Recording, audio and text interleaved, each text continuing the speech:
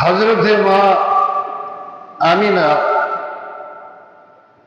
উদরে কিন্তু থাকা অবস্থায় তিনি টের পাচ্ছিলেন না, কিন্তু তার শরীরটা বন্ধ ছিল।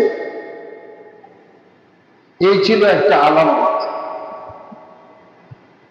প্রতি মাসে স্বপ্ন দেখতেন, প্রতি মাসে মাসে স্বপ্ন দেখতেন।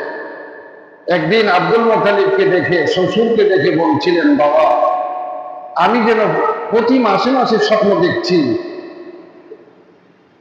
অনেক সুন্দর সুন্দর চেহারাওয়ালা মানুষ পয়গম্বরগণ আমাকে স্বপ্ন দেখাচ্ছে, সুসংবাদ দিচ্ছে যে আমার গর্ভে নাকি সন্তান আছে। তবে বাবা, সন্তান মানুষের পেটে থাকলে যে একটা প্রতিক্রিয়া দেখা যায়, এমন ধরনের কোন প্রতিক্রিয়া আমার মধ্যে নাই, কিন্তু সন্তান হবে সুসংবাদ প্রতি মাসে সকলে দিচ্ছে। আব্দুল মুত্তালিব বলে, তোমার স্বপ্নের ভিতরে কে আসে? যে আমি বিবি আসিয়াকেও দেখলাম, বিবি রহিমাকেও দেখলাম, মরিয়মকেও দেখলাম, হযরতে হাওয়া আলাইহিস সালাম, আদম আলাইহিস সালামের বিবি, আমাদের আদি মাতা, তাকেও দেখলাম। তারা সুসংবাদ দিচ্ছে আমার গর্ভে সন্তান আছে। আর এই সন্তান আমাকে বলছে লুকায় রাখার জন্য, কারো কাছে প্রকাশ না করা। সুবহানাল্লাহ।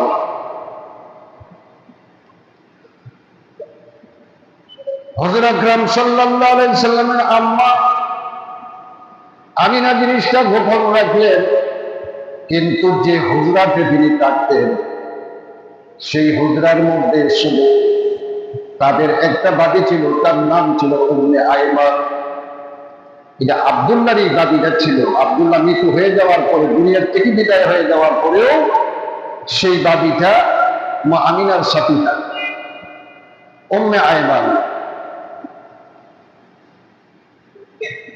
আরো অলৌকিক ঘটনা ঘটে। আব্দুল মুত্তালিবের এক বন্ধু সিরিয়া থেকে ব্যবসা করে তার বাড়িতে যখন মুসাফির হিসাবে থাকতেন, তিনি ফজরের সুবহ সাদেকের সময় যখন তিনি উঠলেন, সুবহ সাদেকের সময় উঠিয়া কাবা শরীফের উপরে যখন তিনি তাকাইলেন, তখন সবুজ কিছু পাখি দেখলেন, যে পাখি জীবনে কেউ দেখে না। আর সেই প্রত্যেকটা পাখির জবান থেকে আল্লাহর হাবিবের সানাসিফত বর্ণনা করা হয়েছে। আল্লাহর হাবিবের সানাসিফত বর্ণনা যখন করা হয়, আব্দুল মুত্তালিবের বন্ধু আব্দুল মুত্তালিবকে দেখিয়া বলে, হেরে ভাই, আজব একটা জিনিস দেখলাম। কাবা সুবহ সাদেকের সময় অন্ধকার রয়েছে, কাবা শরীফের দিকে যখন তাকাইলাম, তাকায় দেখি সবুজ কিছু পাখি যেন কার গুণগান গাইতেছে। আব্দুল মুত্তালিব কয়, আমিও সেই আলামত একদিন দেখেছি। সুবহানাল্লাহ, আমিও সেই আলামত একদিন দেখেছি।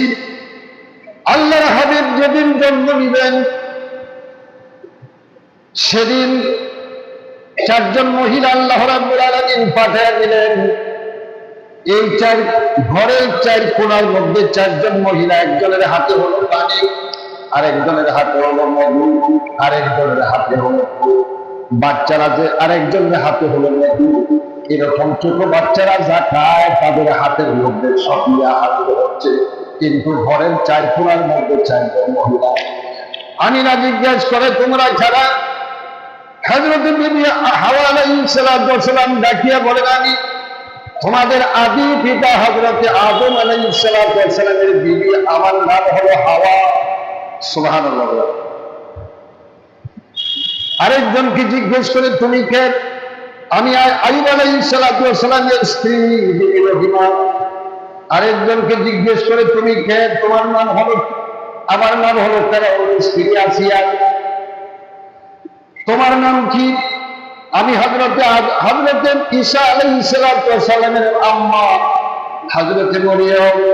যেটা এই চারজন মহিলা। আপনারা আমার ঘরের মধ্যে কেন আসছেন?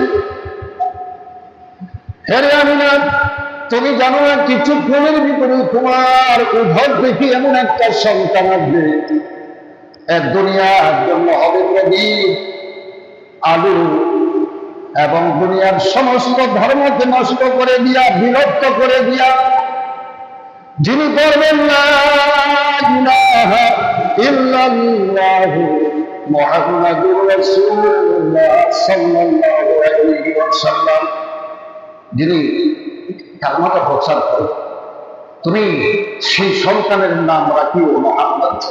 যদি হাওয়া আলাইহিস সালাম বলতেছে সেই সন্তানের নাম রাখিও মুহাম্মদ, চরম প্রশংসিত সেই নামটা রাখি।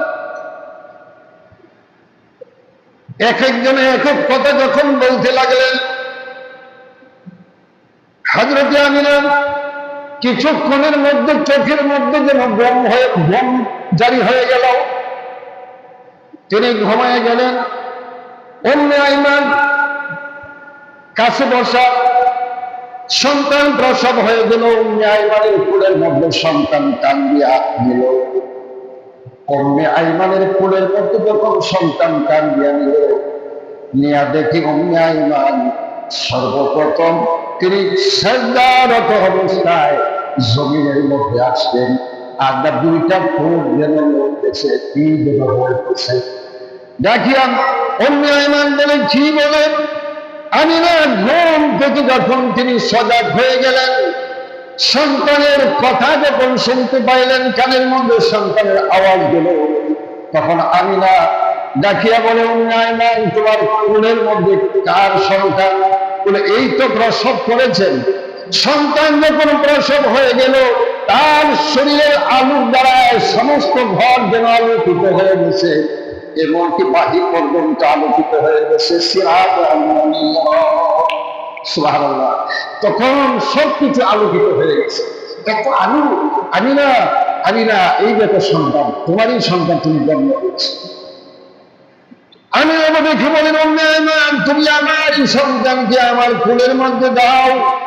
কিন্তু সন্তান সিজদারত অবস্থায় যে পড়েছিল, আমি না বলেন আমার সন্তানকে কি বলতেছে, আমি কানের গোড়া, তার মুখের গোড়ায় আমার কান লাগায় দিলাম, আমার কান লাগায় শুনি সে যেন বলতেছে, ইয়া রাব্বি হাবিবি ইয়া উম্মতি ইয়া উম্মতি। সবাই বলে, ইয়া রাব্বি হাবিবি ইয়া উম্মতি ইয়া উম্মতি। সন্তান যখন এরকম বলতেছে, তখন আমি আমার সন্তানকে এভাবে টান দিয়া যখন উপর থেকে যখন শীত করলাম আমার ফুলের মধ্যে, মায়ের যেভাবে সন্তানকে ফুলের মধ্যে এভাবে যখন নিলাম, হঠাৎ করিয়া দেখি, লক্ষ্য করিয়া দেখলাম সন্তান তার গুপ্তস্থানের মধ্যে হাত দিয়া ডাইকা রাখছে। সন্তান তার গুপ্তস্থানের মধ্যে এভাবে হাত দিয়া ডাইকা রাখছে, কেউ যাতে না দেখতে পারে তার গুপ্তস্থান। সুবহানাল্লাহ। আমি না বলেন, আমি লক্ষ্য করে দেখলাম আমার সন্তান তার গুপ্তস্থানের মধ্যে হাত ধরে রাখছে। হাত আমি ছুটাইতে পারি না, হাত ছুটাইতে পারি না। উম্মে আইমানকে দেখে বললাম, উম্মে আইমান আমার শরীরের আমার একটা কাপড়ের আঁচল তুমি তাড়াতাড়ি করে ছিঁড়ে আনো। এই কাপড়ের আঁচল দ্বারা যতক্ষণ পর্যন্ত তার সন্ধানা দুর্বল, ততক্ষণ পর্যন্ত হাত এখান থেকে নিবে না। কাপড়ের আঁচল ছিঁড়িয়া আনিয়া যখন তাকে পরাইয়া দেওয়া হলো, সাথে সাথে তার হাত টান দিয়া নিয়ে আসলে গেলে আমি না বলেন, আমি আবার তাকে দেখলাম আমার সন্তান মুহাম্মদ খতনা অবস্থায় দুনিয়ার মধ্যে আইছে, খতনা বলেন তো মুসলমানি ঘোরায় আছে। আবার আমি লক্ষ্য করে দেখলাম সন্তানকে কে যেন গোসল করায়া দিছে আমার কোলের মধ্যে। সুবহানাল্লাহ, কোনো ময়লা নাই আমার সন্তানের শরীরের মধ্যে। আমি দেখি আশ্চর্য হয়ে গেলাম। ভাইরা আমার, এমনি অবস্থায় যখন কি করলাম, আব্দুল মুত্তালিবের কাছে খবর গেল, আপনার তো নাতি হয়েছে। আব্দুল মুত্তালিব দেখার জন্য সেটা পাগল হয়ে গেছে। দেখে বলে, আব্দুল্লাহর পৃষ্ঠ থেকে আমার নাতি হয়েছে, আমি দেখতে যাই। মনের ভিতরে এমন আনন্দ ভর্তি নিয়ে যখন ঘরের দরওয়াজায় গেলেন দেখার জন্য, আল্লাহ পাক ডাকিয়ে বলেন, জিবরাইল ঘরের দরজার মধ্যে যায় তুমি কি করো? ডিউটি পালন করো, ডিউটি পালন করো। এভাবে তুমি দাওরান হয়ে যাও, হাতের মধ্যে একটা লাঠি নাও মানুষের সুরতে। তখন মানুষের সুরত ধরিয়ে যখন দরজার মুখে দাঁড়াইলে, দাঁড়ানোর পরে আব্দুল মুত্তালিব খুব আপনার অত্যন্ত ভাইয়ের আমার দ্রুত গতিতে যখন আসলেন সন্তান দেখবে, দাওয়ানে দেখে বলে তাড়াতাড়ি করে, এখন আপনি দেখতে পারবেন না, এখন একটু ঝামেলা আছে।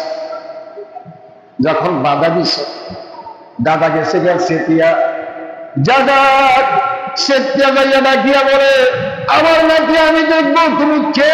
তুমি রাস্তা ছেড়ে দাও, ঘরের মুখের থেকে রাস্তা ছেড়ে দাও, তুমি কে? জিবরাইল কয়, আমি কে? একটু পরে পরিচয়টা দিই। তুমি কে? এখন থেকে সরে যাও, এখন দেখতে পারবো না। মুহাম্মদ সাল্লাল্লাহু আলাইহি ওয়াসাল্লাম তিনি এখনো কাপড় পরে নাই।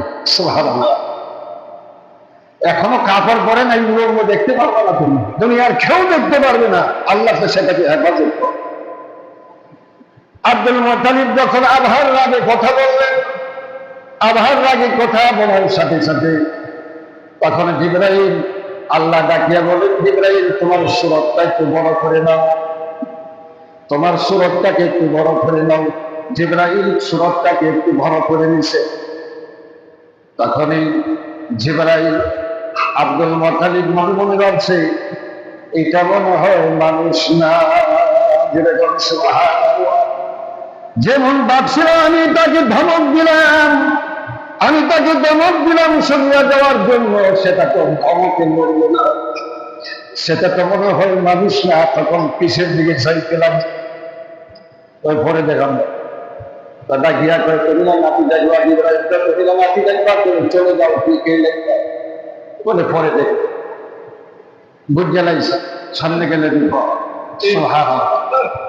3 দিন পরে জিবরাইল দেখে 3 দিন পর্যন্ত ড্যুটি পালন করে দুনিয়ার কোন আউট মানুষকে দেখার জন্য দেয় নাই। শুধু মা আছে, বাড়ি আছে, যারা যারা ছাদে ছিল তারাই ছিল, তারা আছে।